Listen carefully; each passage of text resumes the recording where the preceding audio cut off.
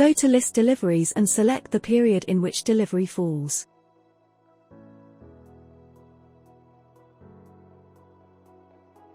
Click on the delivery amount for the delivery want to return. Click on Supplier Return. Select the return date and enter product quantities that need to be returned and save it.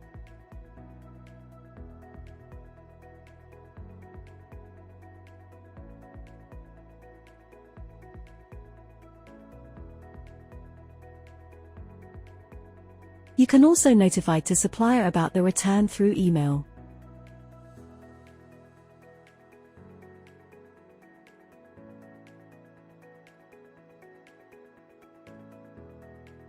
Check return details after clicking on the return amount.